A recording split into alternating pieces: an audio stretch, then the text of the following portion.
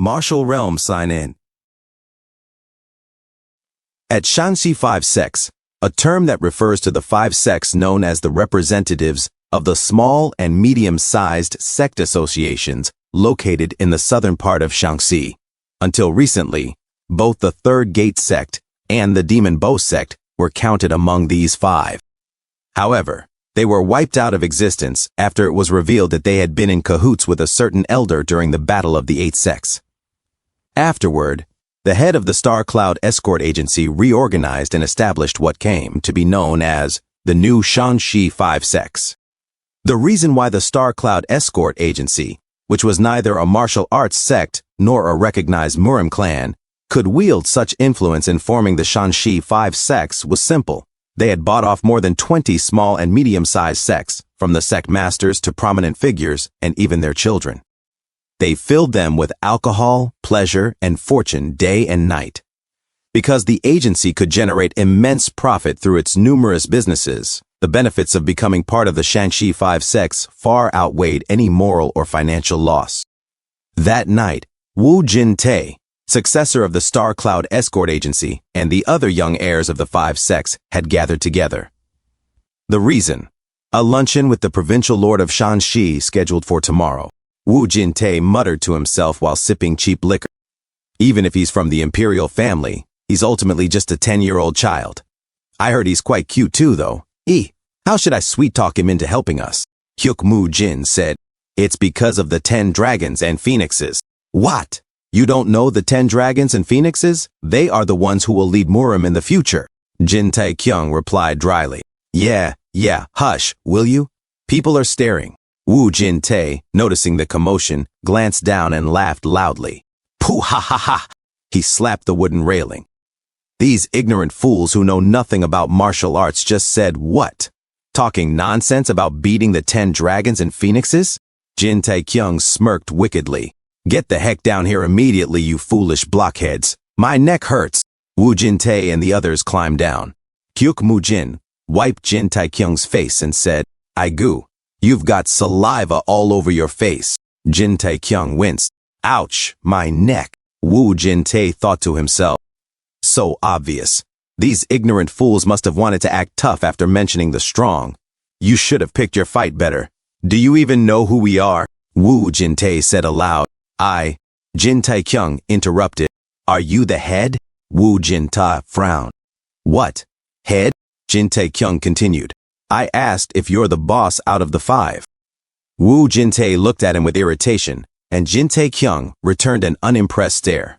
Wu Jin-tae exhaled, a faint stream of steam escaping his lips. You'd better watch your mouth. If you knew who these people were, you wouldn't. Jin Tae-kyung calmly said, Song Ryong da Cheon Wu da Myung So Hit. All of them froze. Then he continued. And last but not least, you, Jin Tae. Level 36, Wang So Hai. Level 38, Shin Myung Hwa. Level 43, Kalsung Ryong. Level 45, Wu Jin Tae. Jin Tae-kyung's tone suddenly turned serious. Why? Should I tell you your last names too? And this is a personal request. Please don't ask me how I know your names. I'm so tired of that question. I'll hit you if you ask me again. Chung Pung whispered. Whoa, somehow you look really cool right now. How? Suddenly, a sharp clap resounded. Wu Jin-tae's face was slapped hard. Jin Tae-kyung said flatly, Are you deaf? Hyuk Mu Jin muttered. That must have hurt. Wu Jin-tae stumbled sideways, his cheek red from the impact. His friends rushed forward. Kia! Warrior Wu! Jin-tae! Are you all right? Someone in the crowd whispered. My gosh, to think someone would dare hit the Star Cloud Escort Agency's young master. Another added, Which fool did this? Are we going to see blood now? Freddy squinted. Hold on. I think I've seen his face somewhere before. Wu Jin-tae drew his sword in fury. How dare this bastard? Jin Tae-kyung cut him off. That's not what you should be saying. Wu Jin-tae shouted. Shut your mouth. Jin Tae-kyung retorted. You shouldn't have said, how dare. You should have said how, in times like these. Wu Jin-tae froze, staring at Jin Tae-kyung.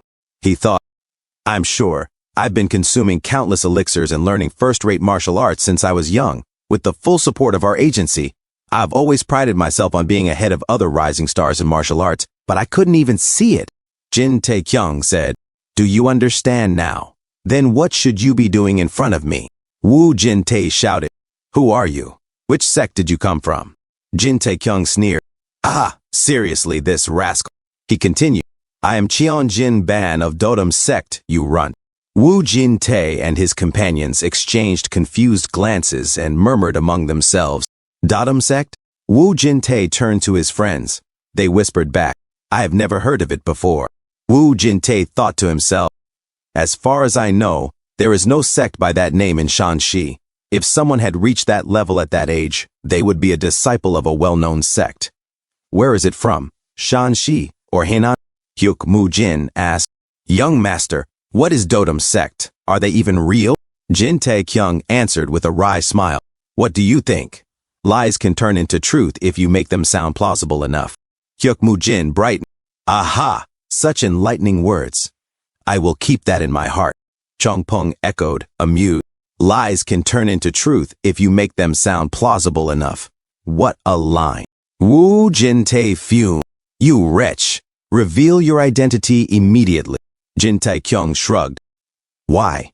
So that, after figuring out who I am, you can teach me a lesson if I am easy prey, or run away with your tail tucked between your legs if I rank higher than you. You should not have asked a question. If you wanted an answer, you should have apologized first." Wu Jin-tae snarled. "Apologize? I do not know where a scoundrel like you came from, but you have messed with the wrong people." Jin Tae-kyung replied calmly, "Why do you not just leave it at that and apologize?" Wu Jin-tae barked, "How dare you cause a ruckus in Shanxi?" His friends began to sweat. Jin Tae-kyung repeated coldly, "Apologize. Are you really not going to apologize? This is my final warning."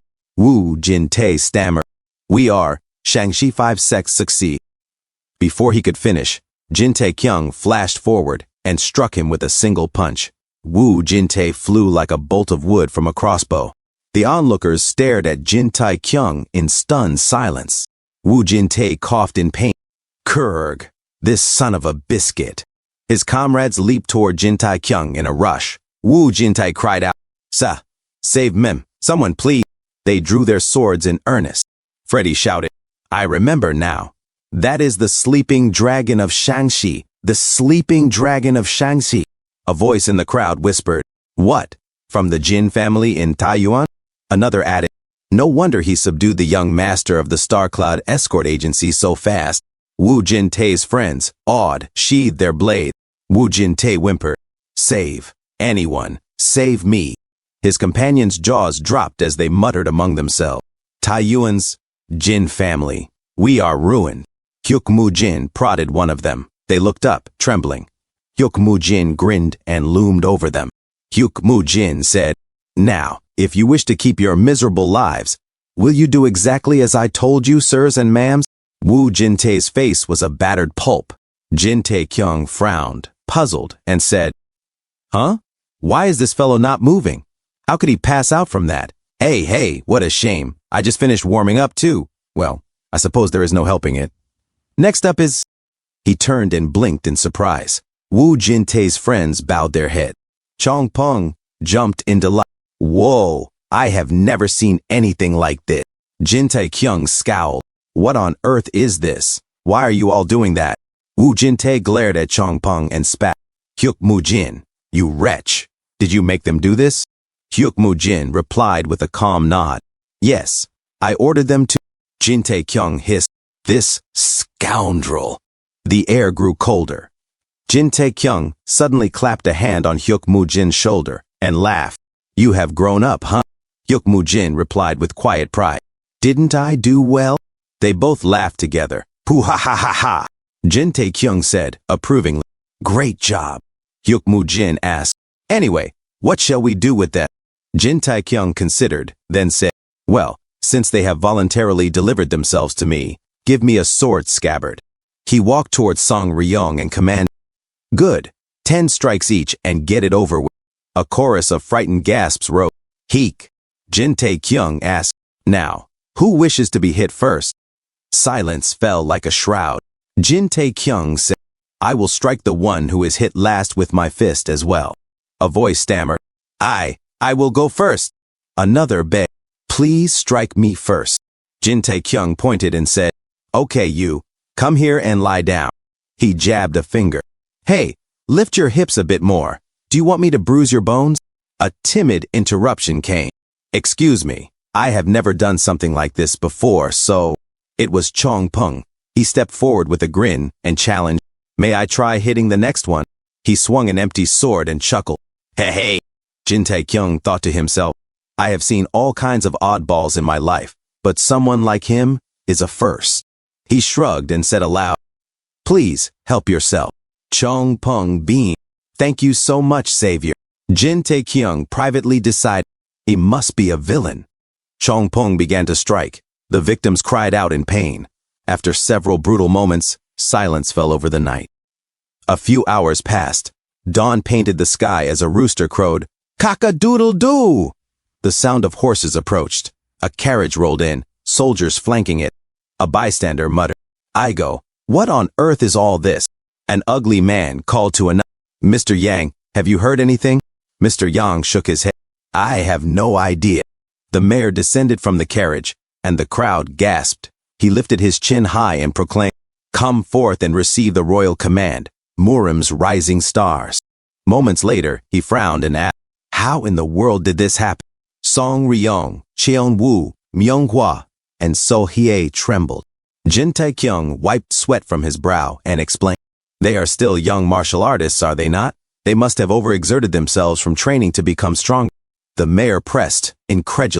If they overworked themselves to that extent, why are they still standing? Jin Tae-kyung cursed inwardly.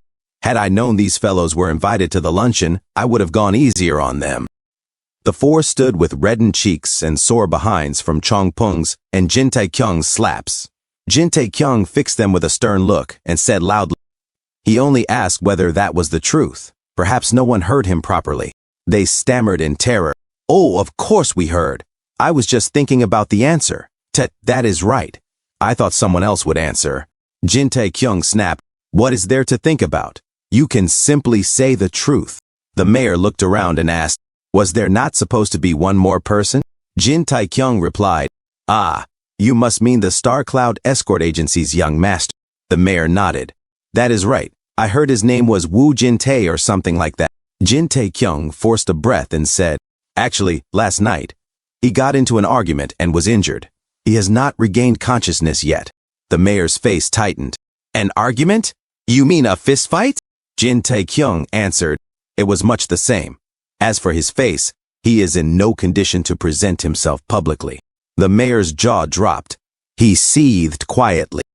To think someone would dare to put the guest that His Highness personally invited into such a state. What an unforgivable scoundrel. This will be a grave matter. If His Highness hears of it, he will be furious, and the region will be in turmoil for a time. Jin Tae-kyung blinked, puzzled. A mess? What do you mean? The mayor explained gravely. First, he will find and severely punish the wretch who struck the Star Cloud Escort Agency's young master. Dozens of officials may be forced to resign over the security failure, and after that, he will come for my head. Jin Tae-kyung thought, incredulous. Wait a second. Why would he go so far? The mayor sighed. There are many mouths to feed. Chong Peng yawned loudly, yap, and Jin Tae-kyung startled. He quickly proposed, Excuse me, how about this? If I bring another incredible rising star with me, there will be no problem, will there? Chong Peng waved and called out, Here, over here. The mayor looked puzzled. Jin Tae-kyung continued with a calm confidence born of mischief and calculation. The mayor nodded and said, Who is that? I do not think he will say anything but... As Chong Peng looked at the mayor and Jin Tae-kyung in confusion, Jin Tae-kyung smiled. He said, Brother Peng, have you ever met His Royal Highness before? In another place, the fog was thick. The rhythmic sound of slashing echoed faintly. A lone figure moved gracefully through the mist, Li Peng, his sword dancing in the air. Each step, each swing, cut through the heavy fog like lightning. The mist thickened once again, until even the ground was barely visible. Li Peng shouted, Ha! With one powerful strike, he split the fog apart. He stopped, breathing heavily. Phew! What is going on? You know it is forbidden to interrupt me during my training. A soldier kneeled before him, trembling. My apologies, sir. His Highness wanted to pass on these words to you. Li Peng frowned. His Highness did? Yes, sir, the soldier said. His Highness ordered you to attend the luncheon at noon today. Li Peng muttered. The luncheon, huh? That will be the place where all of Murum's rising stars will gather, right? Yes, sir. Li Peng sighed to himself. I already have my hands full training the soldiers, but I cannot refuse since it is His Highness's order. Sigh. He raised his sword once more and said, Inform him that I will be there. Yes, sir. At the town, the people murmured in awe as a carriage drawn by 6 horses dashed through the street. Chong Peng leaned out the window with wide eyes. This is my first time riding a 6-horse pulling carriage. Jin Tae-kyung asked, What about a 4-horse pulling carriage? I have never ridden that. How about a normal carriage? I have always wanted to ride that too. Jin Tae-kyung sighed inwardly.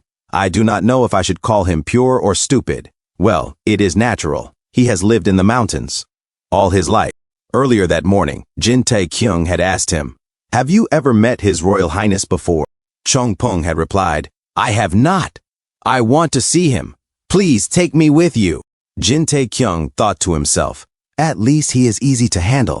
Meanwhile, the others in the carriage whispered nervously. Xian Wu said, His condition is a bit. So Hai muttered, Can we really go like this? Myung Hwa whispered, If he makes a mistake in front of His Highness, I think we will die too. The mayor sighed. Master Jin. Yes? That person. Is he really okay? Please trust me. I can guarantee he is an expert. The mayor pointed at his temple and said, No, I do not care if he is an expert or not. I am asking if his mental state is intact. Please do not worry. I will take full responsibility so that nothing happens. Then I will trust your wo. Snap. Both the mayor and Jin Tae-kyung looked toward Chong Peng. Chong Peng blinked and said, Huh?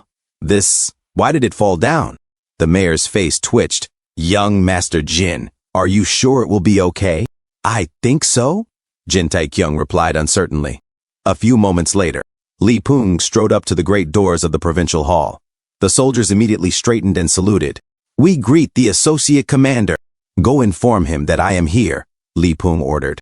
Yes, sir. Shaanxi's associate commander, Sir Li Peng, is here. Let him in, the provincial official called. Li Peng hesitated for a brief moment. Huh? This voice. As the doors opened, he walked forward, and the heavy doors closed behind him. From across the room, a figure sat calmly with a faint smile. The provincial official said, Well, who do we have here? Isn't this our associate commander? Li Peng bowed. I greet the provincial official. Then, narrowing his eyes, he thought grimly to himself, How in the world is that bastard here? Thanks for tuning in. I truly appreciate each and every one of you who took the time to watch this video. Don't forget to hit that like button and subscribe for more content like this. If you enjoyed what you saw, consider sharing my videos or channel with your friends who might also enjoy it. Your support means the world to me and helps my channel grow. Let's keep this community thriving together. Until next time, see you in the next video.